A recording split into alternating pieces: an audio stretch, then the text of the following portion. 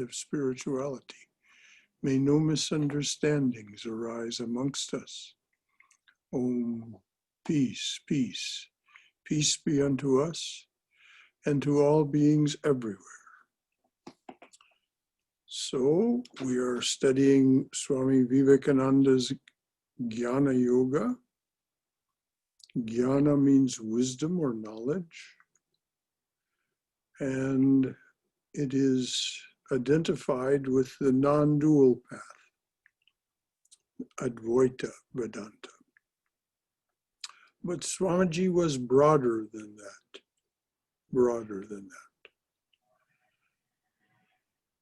So we'll find as he offers these talks. This one that we're studying is called The Necessity of Religion, offered in London in 1895. We're partway through the talk. I backed up just a little, and we'll start here. Man has to give up the plane of matter and rise to other spheres to seek a deeper expression of the infinite.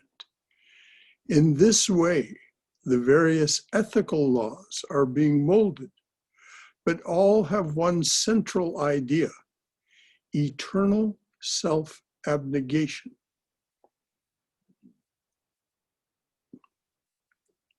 We find this in all of the great religions, the idea of self-surrender, surrendering the small self and all that it involves itself in order to attain, as Swami Vivekananda Swamiji said, the higher spheres. Various ethical laws are being molded, but all have that one central idea: eternal self-abnegation. Perfect self-annihilation is the ideal of ethics. People are startled if they are asked not to think of their individualities. They seem so much afraid of losing what they call their individuality. At the same time, the same men would declare the highest ideals of ethics to be right, never for a moment thinking that the scope, the goal, the ideal of all ethics is the destruction and not the building up of the individual.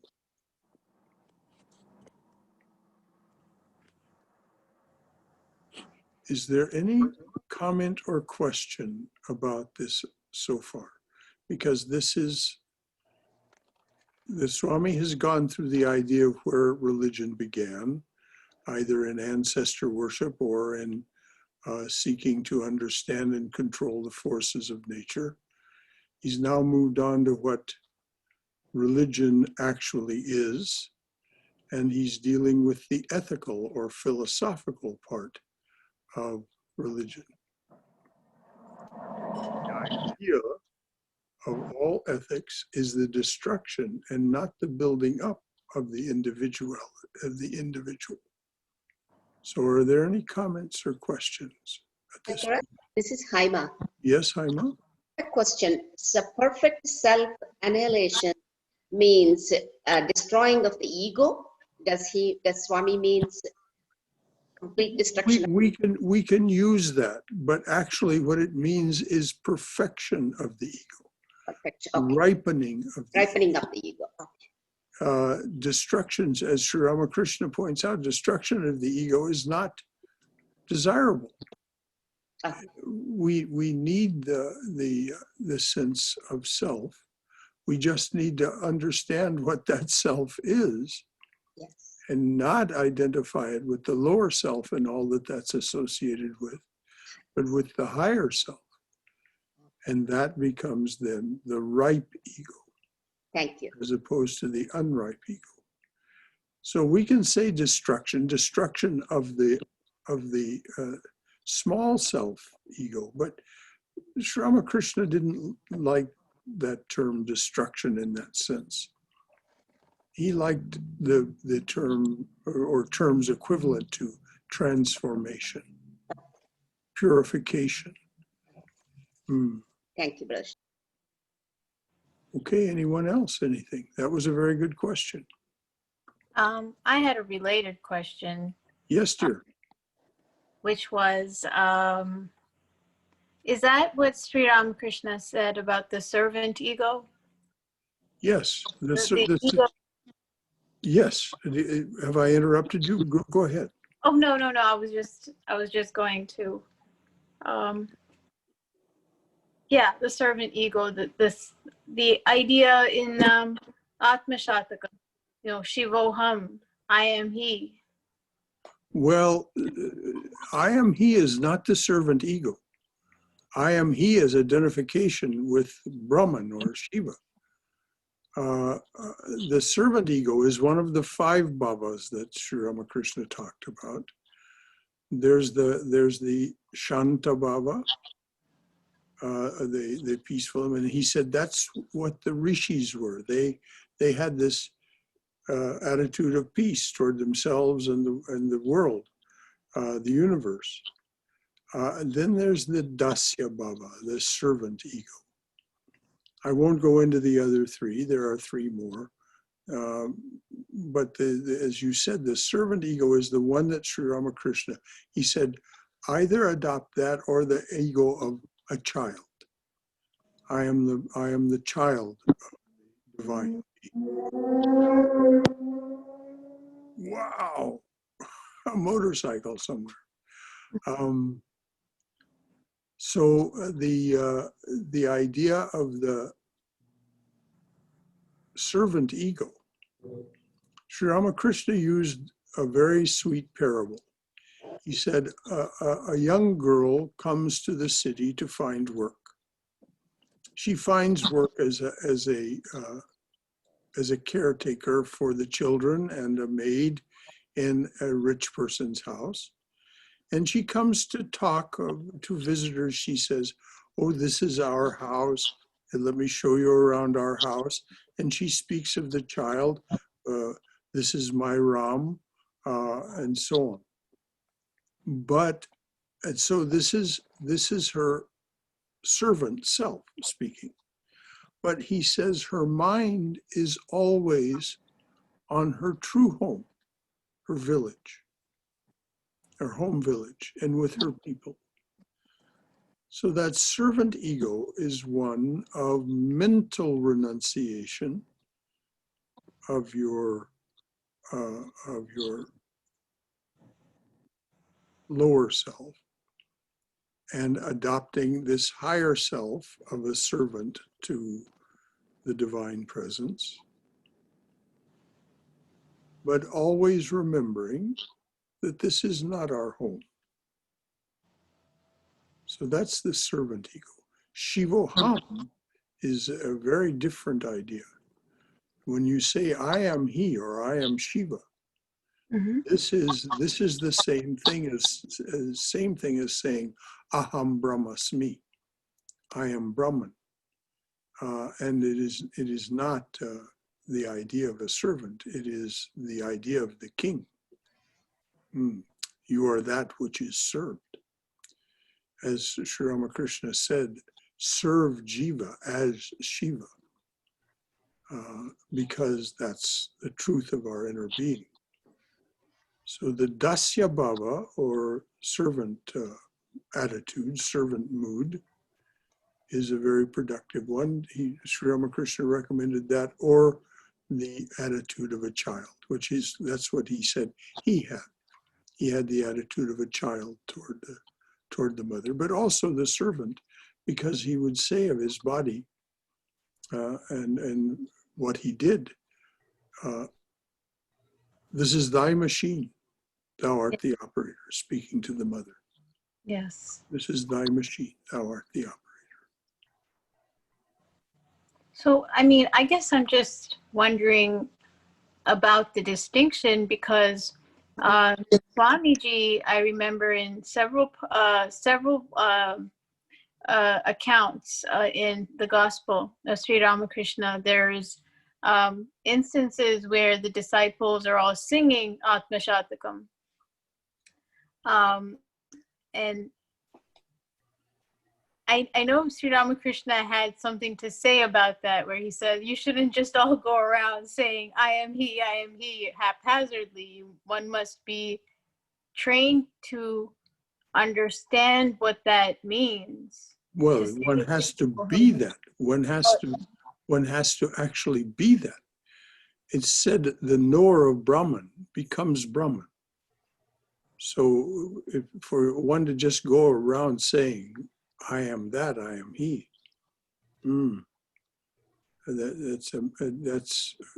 that's a kind of ignorance speaking.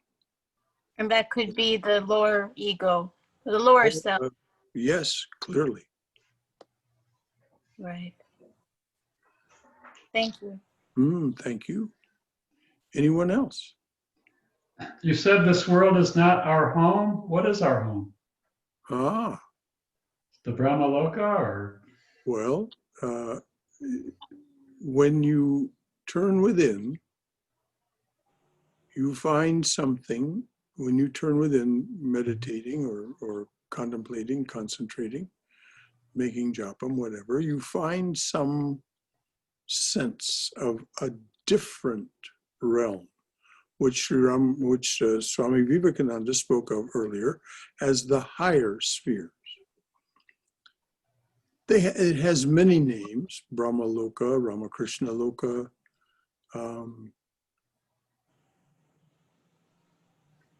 This embodiment of ours is by the will of the divine presence within us. So we have this garment that we're wearing in this universe of name and form, but it's not our true home.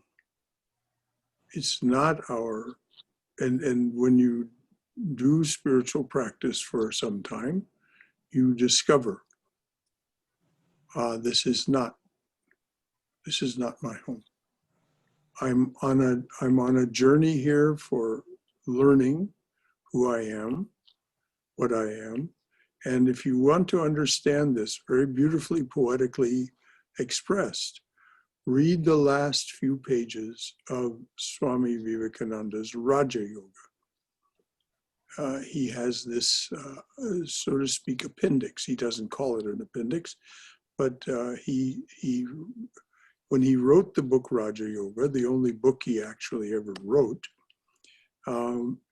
he appended this explanation of what our journey is and who's responsible for it, the Divine Mother,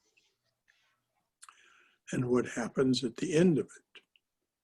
All very beautifully put. And so we find our true home through spiritual practice. And it's very gratifying to come in contact with it. As all of us who practiced for a while know, it's not, I'm not telling you anything you don't know. So anything else before we read on? All right, well, thank you for all that.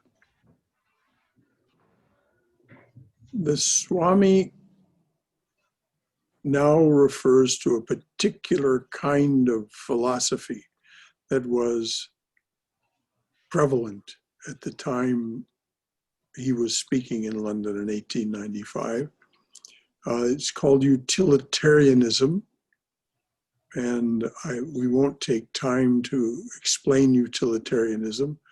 It's basically it's a rationalization for the industrial civilization is what it is, basically.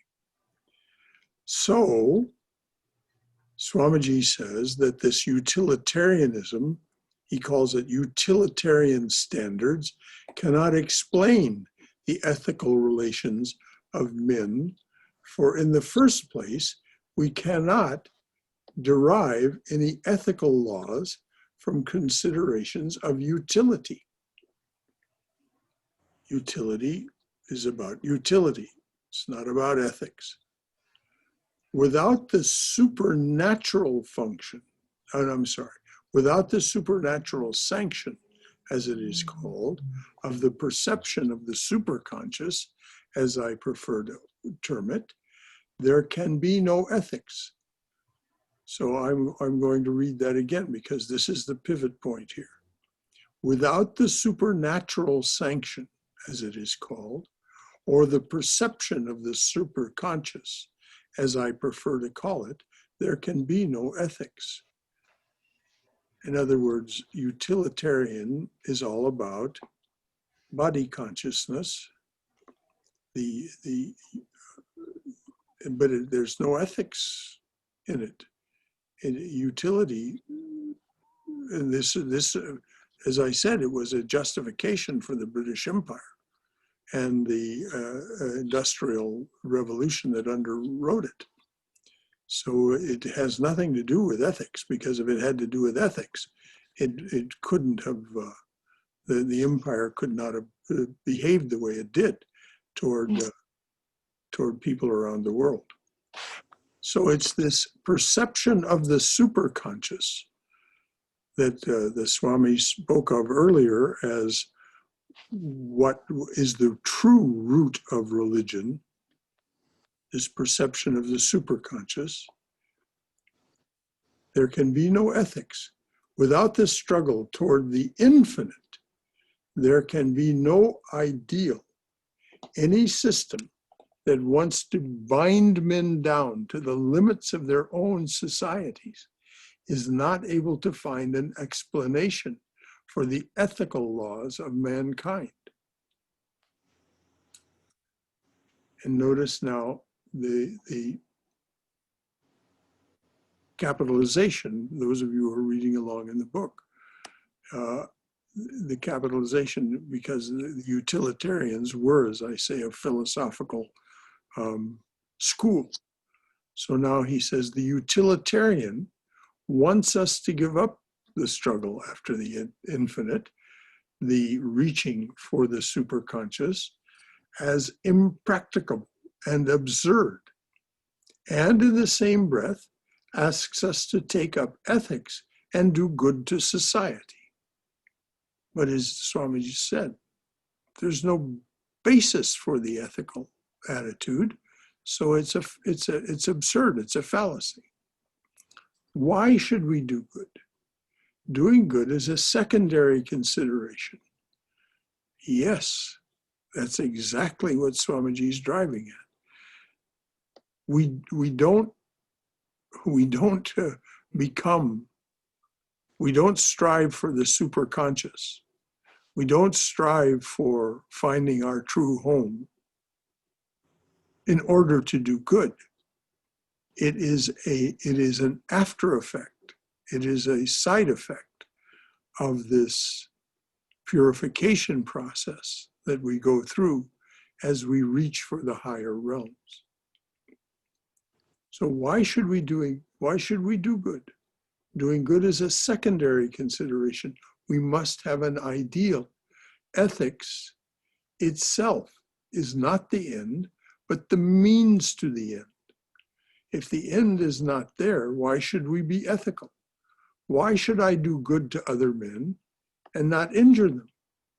If happiness is the goal of mankind, why should I not make myself happy and others unhappy? What prevents me? In the second place, the basis of utility is to narrow. All the current social forms and methods are derived from society as it exists. But what right has the utilitarian to assume that society is eternal? And if you just think about that for a moment, you'll see, society has changed and changed and changed and changed. What right has the utilitarian to assume that society is eternal. Society did not exist ages ago, possibly will not exist ages hence. Most probably it is one of the passing stages through which we are going toward a higher evolution, and any law that is derived from society alone cannot be eternal, cannot cover the whole ground of man's nature. At best, therefore, utilitarian theories can only work under present social conditions. And that was exactly what they were created to sustain: the hegemony, the dominance of the British Empire. Beyond that, they have no value. So Swamiji was, by inference, condemning the society that the English had created, which was structured in and around their idea that they would be the dominant people in the world. At best, therefore, utilitarian theories can only work under present social conditions. Beyond that, they have no value. But a morality, an ethical code derived from religion and spirituality has the whole of infinite man for its scope. Now, infinite man is the real human being. The real human being, there's a talk that we'll get to later in Jnana Yoga called The Real and the Apparent Man. And he's talking now about the real man, not the apparent man. But a morality, an ethical code derived from a religion and spirituality has the whole of infinite man for its scope. It takes up the individual, but its relations are to the infinite. And it takes up society also, because society is nothing but numbers of these individuals grouped together. And as it applies to the individual and his eternal relations, it must necessarily apply to the whole of society in whatever condition it may be at any given time. So he's making the argument that a true ethical system can apply to all human beings at any time.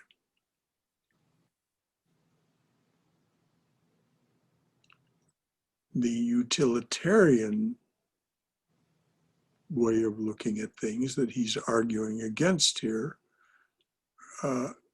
is meant to sustain a particular kind of society and they didn't recognize it, but at a particular time. They thought it would go on forever, of course.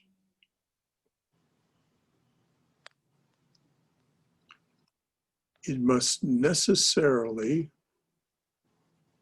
apply to the whole of society in whatever condition it may be at any given time. Thus, we see that there is always necessity, always the necessity. Thus, we see that there is always the necessity of spiritual religion for mankind.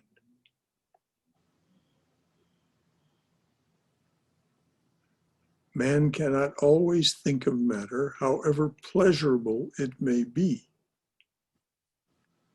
But let's pause there.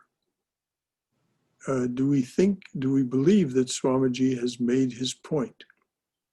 The necessity of religion, thus we see there is always the necessity of spiritual religion for mankind. Has Swamiji made the point as far as you're concerned? Do you have any questions or concerns or comments? I think he did. I think he brought us to that point. There is always a necessity of spiritual religion for mankind. I think he made that point by bringing us through spirals of other information to get there. Very good, Ima. Thank you. Yes. Anybody else have any comment or question? Okay, we'll go on. Now,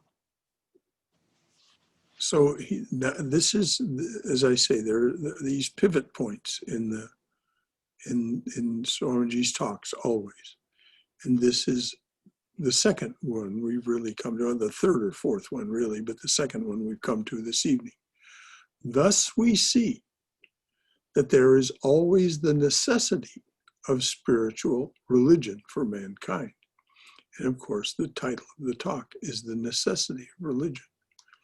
Man cannot always think of matter, however pleasurable it may be. It has been said that too much attention to things spiritual disturbs our practical relations in this world. And of course, that was one of the arguments of the utilitarians, that religion was not utilitarian.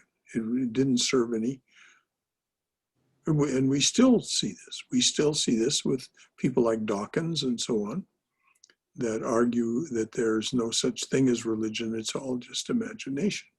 Mm-hmm. It has been said that too much attention to things spiritual disturbs our practical relations in this world. In other words, you can't be unethical.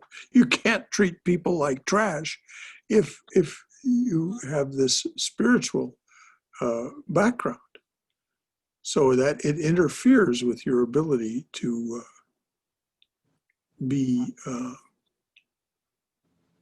demonic. As far back as in the days of the Chinese sage Confucius, it was said, "Let us take care of this world, and then when we have finished with this world, we will take care of other worlds." It is very well that we should take care of this world, but if too much attention to the spiritual may affect a little of our practical relations, too much attention to the so-called practical. So I'm sorry, I read that poorly. But if too much attention to the spiritual may affect a little our practical relations, too much attention to the so-called practical hurts us here and hereafter. It makes us materialistic. For man is not to regard nature as his goal, but something higher.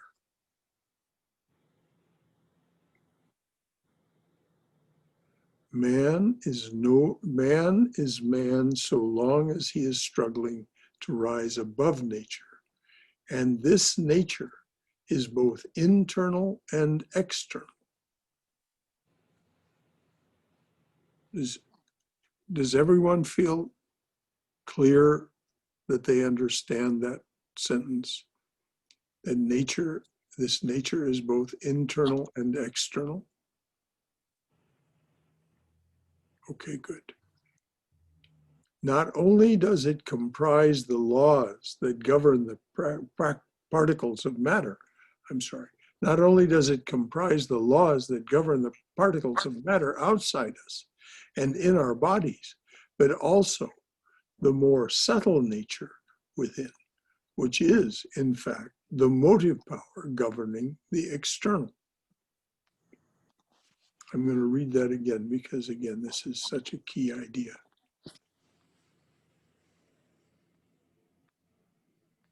Man is man so long as he is struggling to rise above nature. And this nature is both internal and external. Not only does it comprise the laws that govern the particles of matter outside us and in our bodies, but also the more subtle nature within, which is, in fact, the motive power governing the external.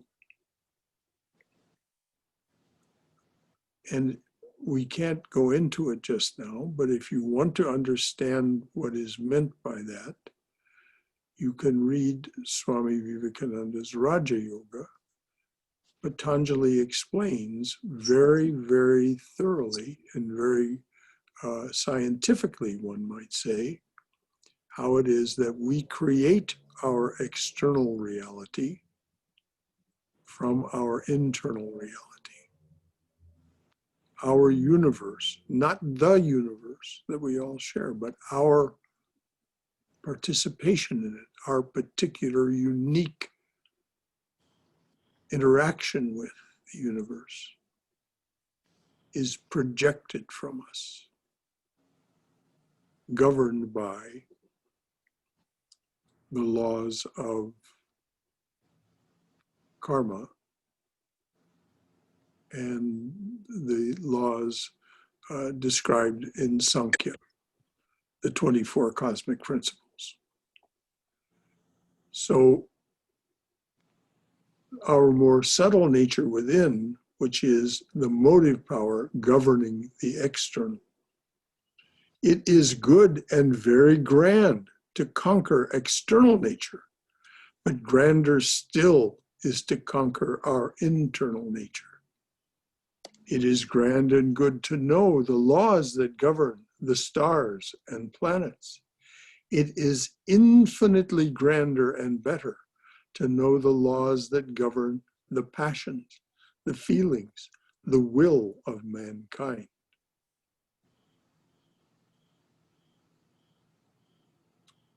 This conquering of the inner man, understanding the secrets of the subtle workings that are within the human mind, and knowing its wonderful secrets, belong entirely to religion.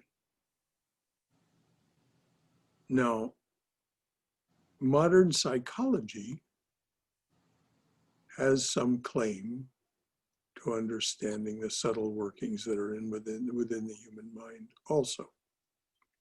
But that kind of psychology did not really exist in Swamiji's day. And if you look at those who made the greatest advances in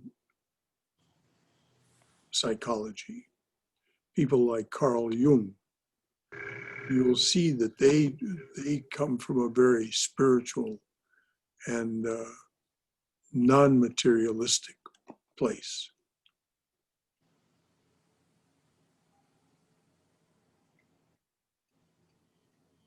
The conquering of the inner man, understanding the secrets of the subtle workings that are within the human mind, and knowing its wonderful secrets, belong entirely to religion.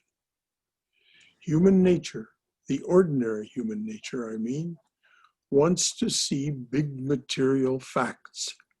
The ordinary man cannot understand anything that is subtle. Well, it has been said that the masses admire the lion that kills 1,000 lambs, never for a moment thinking that it is death to the lambs. Although a momentary triumph for the lion, because they find pleasure only in manifestations of physical strength. That is why, thus it is with the ordinary man, the ordinary run of mankind. Thus it is with the ordinary run of mankind. They understand and find pleasure in everything that is external. But in every society, there is a section whose pleasures are not in the senses, but beyond, and who now and then catch glimpses of something higher than matter and struggle to reach it. And if we read the history of nations between the lines, we shall always find the rise of a nation comes with an increase in the number of such men, and the fall begins when this pursuit after the infinite, however vain utilitarians may call it, has ceased. That is to say, the mainspring of the strength of every race lies in its spirituality, and the death of that race begins the day that spirituality wanes and materialism gains ground. Thus, apart from the solid facts and truth that we may learn from religion, apart from the comforts that we may gain from it, religion, as a science, as a study, is the greatest and healthiest exercise that the human mind can have. This pursuit of the infinite, this struggle to grasp the infinite, this effort to get beyond the limitations of the senses, out of matter, as it were, and to evolve the spiritual man, this striving day and night to make the infinite one with our being, this struggle itself is the grandest and most glorious that a man can make. Some persons find the greatest pleasure in eating. We have no right to say they should not. Others find the greatest pleasure in possessing certain things. We have no right to say that they should not. But they also have no right to say no to the man who finds his highest pleasure in spiritual thought. The lower the organization, the greater the pleasure in the senses. Very few men can eat a meal with the same gusto as a dog or a wolf. But all the pleasures of the dog or the wolf, but all the pleasures of the dog or the wolf have gone, as it were, into the senses. The lower types of humanity in all nations find pleasure in the senses, while the cultured and the educated find it in thought, in philosophy, in arts and sciences. Spirituality is a still higher plane. The subject being infinite, that plane is the highest, and the pleasure there is the highest for those who can appreciate it. So, even on the utilitarian ground that man is to seek for pleasure, he should cultivate religious thought, for it is the highest pleasure that exists. Now, Swamiji has made a case that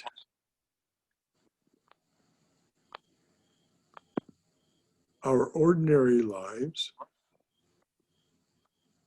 the lives of the senses, he says there's no one has any right to tell us we should not take pleasure in those things. And yet he says that is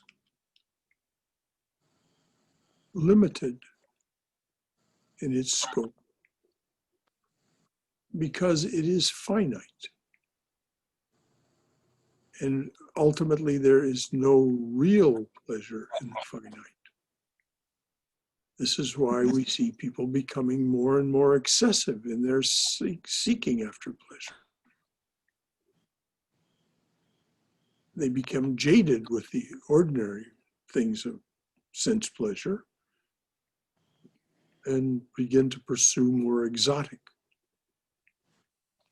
eccentric, and strange ways of finding sense pleasure.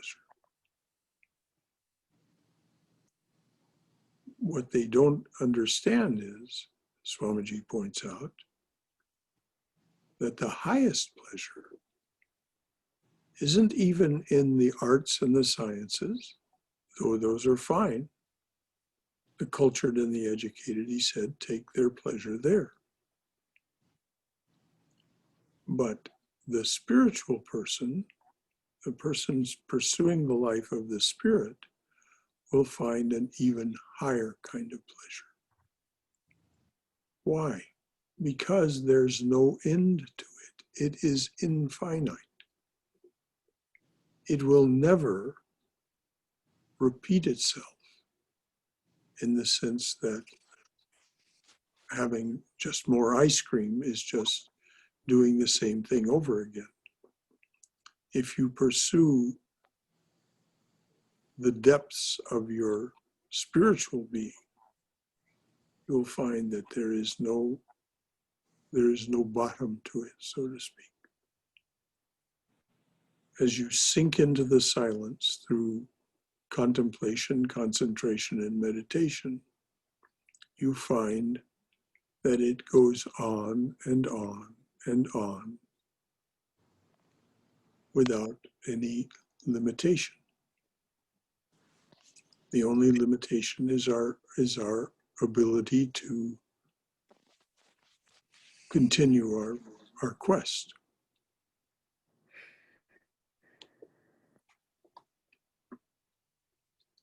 So before we move on, is there any comment or question about what we've read, the contrast between utilitarianism as a philosophy and materialism as its basis, and the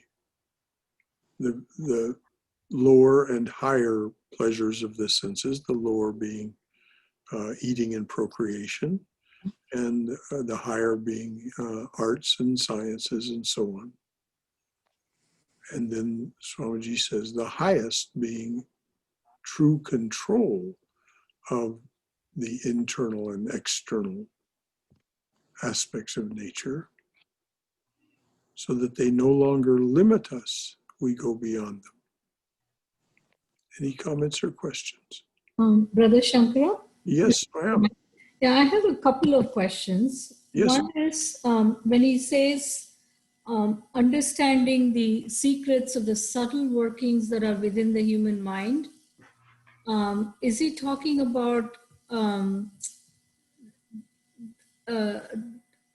letting go of the body-mind identity and reaching above that, the subtle workings? Is that what he means? No, Subtle work? not that. You may indeed, as a result of this pursuit, release those things that you just talked about. But as you've heard it said here before, as we practice contemplation, concentration, and meditation, we first become aware of the contents and the workings of our waking awareness. Then, after that has become familiar to us and no longer an impediment to our focus, we attain some knowledge of our active subconscious. Our active subconscious, we find, is where the motivations come from, where the gunas are actually touching our mental impressions or samskaras. This is our active subconscious. We're not aware of it in our ordinary waking consciousness. We don't know where this thought or that feeling comes from, or that mood comes from. But as we practice, we become aware of our active subconscious. And we see, oh, this is what's being touched on. This old way of thinking, this old way of being, it continues to manifest itself in today, but it needn't. It's not really accurate. It's only an old impression. So then, after we've become aware of the awakings of our active subconscious, we now enter the psychic realm. The psychic realm is our latent subconscious or unconscious, it's called by both. And there we find how we're making the mistake, as you were pointing out, of thinking ourselves as the body-mind complex. That it is a psychic phenomenon It's a reflection of the power of universe, the power of the divine presence in that very deep, subtle part of ourselves. And we find, oh, this is where I'm making the mistake of thinking that the reflection is the reality. The moon is not the sun. We are moons. We're not the sun. And so this is the deep, this is what the Swami means. As we go deeper and deeper, we find all of these secrets. And it goes on and on. Once you've reached that point, you find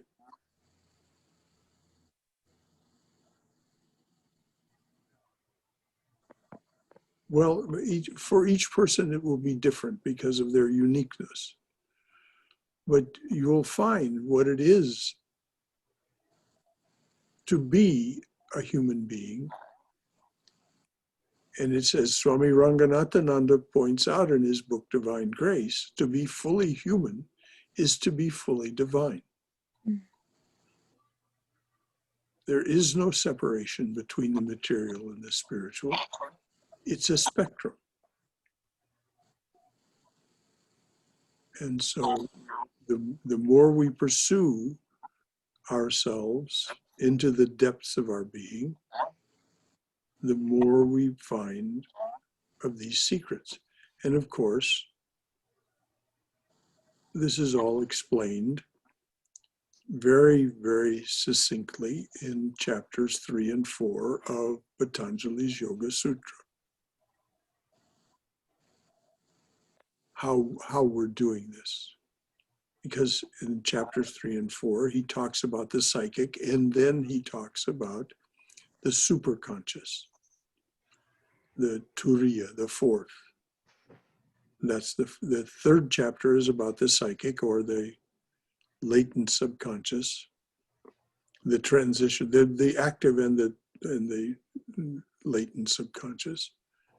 And then he goes on into the superconscious. And he says that self-effort is required for us to reach that level of the latent subconscious.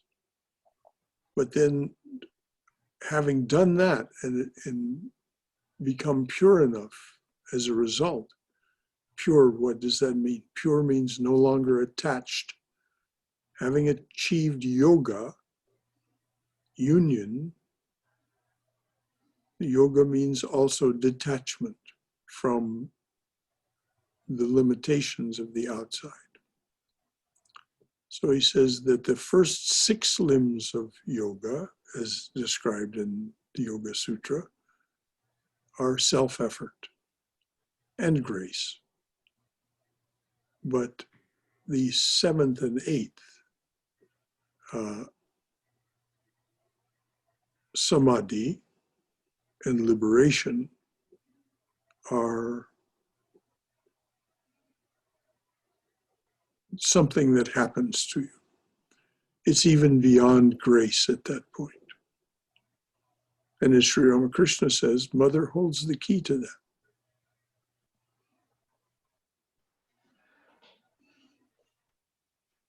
So did that answer the question, Swayam? Yes, Brother Shankara, thank you. Okay, you said you had 2 questions. Is there another? Yeah, the other question is, I just wanted to ask if by religion, is he talking about the spirituality aspect, or exactly what is he defining here? Well, as Swamiji will say in another talk, there are 3 aspects to religion. There's the outward practice, there's the philosophy that underlies it, that gives rise to the practices of religion, the rituals and the outward forms of religion. And then there's the philosophy that on which those are built. And then there's the superconscious state that gives rise to the philosophy and the theology of a religion. So he's talking about all of that when he talks about religion. Thank you. But the most important part that he's talking about here is the superconscious state that gives rise to religion. Thank you. That makes it clear. And as we can see, religion has many forms and practices around the world, different. And when you get to the philosophy part, there tends to be less difference than there is in the forms, because the forms and the practices are culturally dependent. Because the philosophy arises from superconscious realizations, there tends to be less difference. This is why it's said sages, truth is one, sages call it by many names. You know, that's a statement from the Rig Veda. Truth is one, sages call it by many names. The truth that is realized by these sages becomes the philosophy or theology of a religion. That's why if you look carefully, particularly if you look beyond just the canonical Gospels of Christianity to something like the Gospel of the Beloved Companion or the Gospel of Thomas, Thomas, Thomas, not Tamas, Gospel of Thomas, you'll find so much that is virtually identical with Vedanta, with the teachings of Sanatana Dharma. And if you want to read a wonderful exposition of that, read Swami Prabhavananda's The Sermon on the Mount according to Vedanta. The Sermon on the Mount according to Vedanta. And as Vivekananda pointed out one time, if all scriptures and spiritual teachings were lost and only this remained, it could all be built again. And the this that he was pointing to is Christ's statement, "Blessed are the pure in heart, for they shall see God," or otherwise translated, know God. Swamiji said all of spirituality, all of religious principles and practices could be rebuilt if only that one statement remained.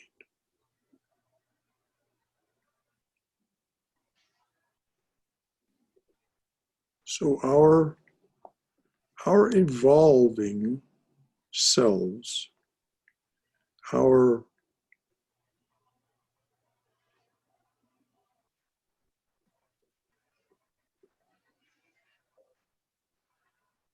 attempts to control nature, both internal and external,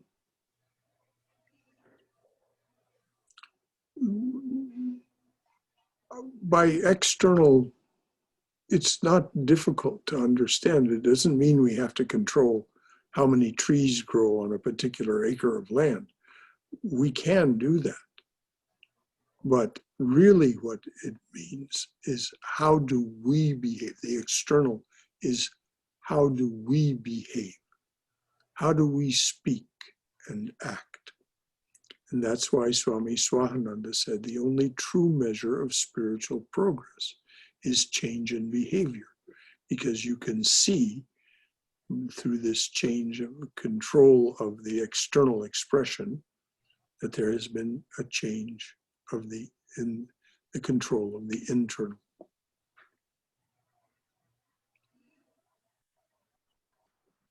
Any other comments or questions? Because this is how we do this together, so that we all come to a common understanding. We pursue the art of spirituality together.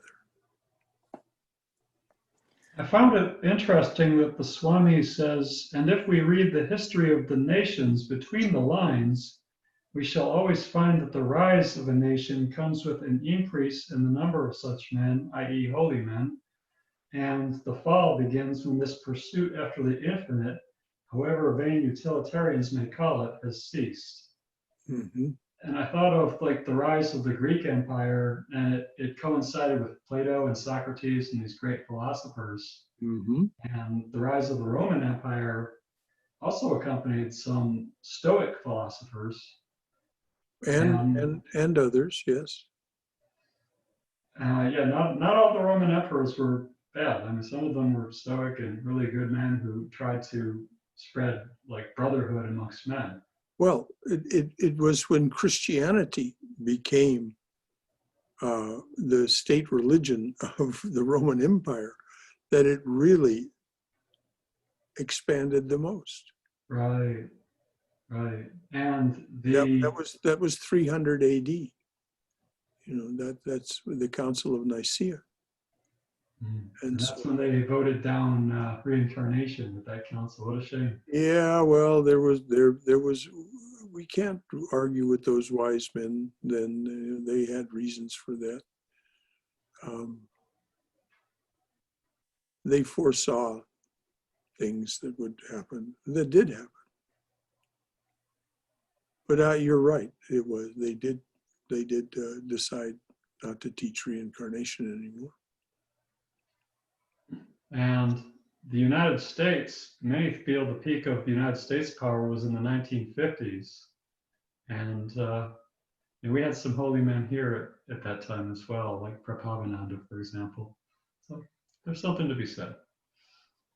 Well, the foundation of this nation, actually, if you read Benjamin Franklin, the foundation of this nation and the precepts that found their way into the principles and practices of the emerging democracy were actually based on the teachings of Native American holy men and holy women.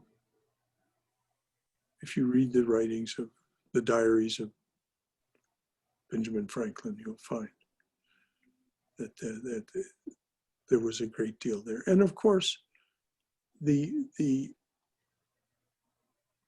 Renaissance and the Enlightenment informed many of these people. And there was, Thomas Jefferson read Bhagavad Gita. It was Oh, really? Yes. It was a translation from the German.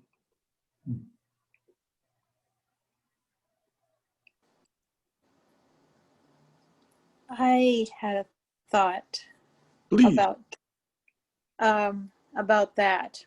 That's very interesting that you brought up the 1950s, because we did have holy men, and I was thinking of Gandhi, and the Sermon on the Mount was so important to him in the Indian independence from the British Empire. Right. Gandhi was alive at that time as well. That's true. Gandhi, and then Dr. King was following Gandhi when he was here in the United States, when he traveled to India in 1959. And, the Satyagraha movement, nonviolent struggle was so important to that time for freedom. And at the heart, and even Swami Vivekananda's critique of utilitarianism is so anchored in the idea of what is true freedom. And I was reading something so similar to this last night.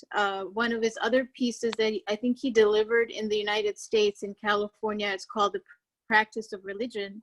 And in it, he brings up Jesus, and he says, you can build all these hospitals. He says, charity is great, but the moment you say it is all, you run the risk of running back into materialism again. Yeah. It is not religion. It is no better than atheism, a little less. You Christians, have you found nothing else in the Bible than working for fellow creatures, building hospitals? Here stands a shopkeeper and says how Jesus would have kept the shop. Jesus would neither have kept a saloon nor a shop, nor have edited a newspaper.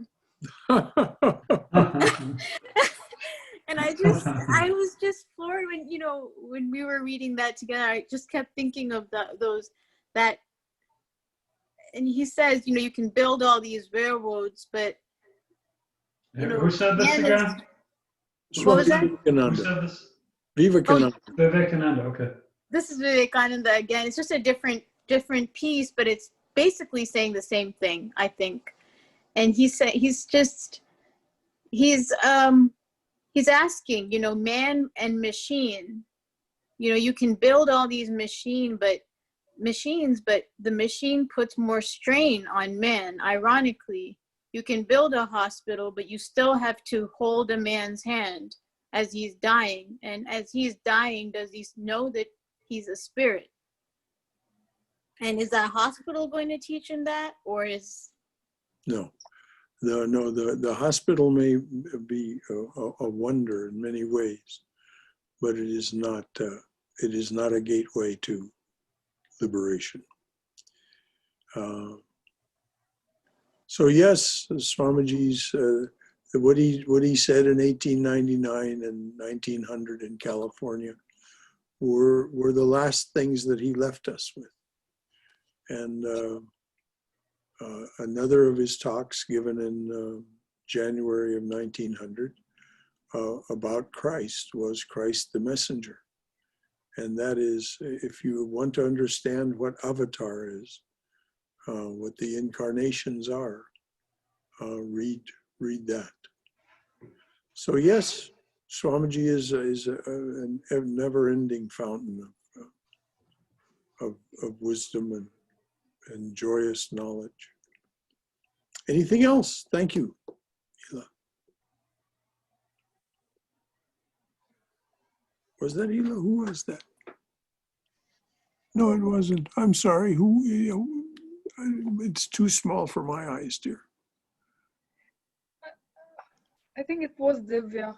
Divya, yes. Oh, it was me. It was Divya. Yeah, Divya. Thank you. Like I said, it was too small for my eyes. Thank you, Brother Shankara. Yes. So, anything else before we close? Okay, we'll pick it up there then next week.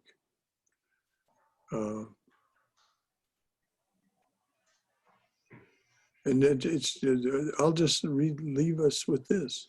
So even on the utilitarian grounds that man is to seek for pleasure, he should cultivate religious thought, for it is the highest pleasure that exists. And you can only find that out if you jump into the deep end of the pool. Sure, you can wade into the shallow end in the beginning, but at some point you have to jump into the deep end of the pool and really begin to practice contemplation, concentration, and meditation. And Brother Shankara, yes, dear. I can either wait later on. I mean, this is a question that's not necessarily tied into today's readings, but It's quite all right, dear. People can sign off anytime they like. okay. Just a thought that, you know, in interactions, we do come across some people who are not overtly religious, may even be atheists or agnostics, but they have qualities of compassion and work that benefits the others. How do we sort of reconcile that? We don't understand other people's karma, dear. We don't even understand our own. We cannot begin to understand other people, really understand them. Who knows what are the roots of their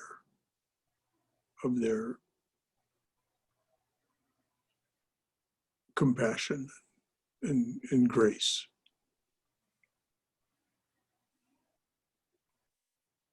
We're all growing. We're all growing and evolving. That's what this is, as Vivekananda points out. I encourage every one of us to read the last few pages of Swamiji's Raja Yoga. because it is such a beautiful evocation of what it is that we came here for, how it works in a poetic frame of reference, in a poetic way of saying it, and how it ends. What liberation truly is.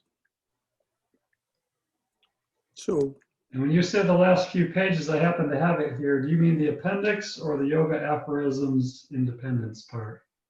no, the last pages of chapter 4.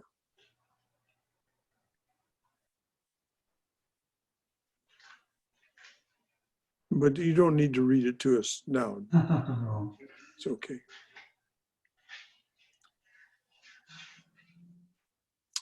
So anything else before we sign off? Well, this is wonderful. Thank you all for coming and being part of this. Whether you say anything actively, your energy is part of this. We are doing this together. So come, let us go forward together.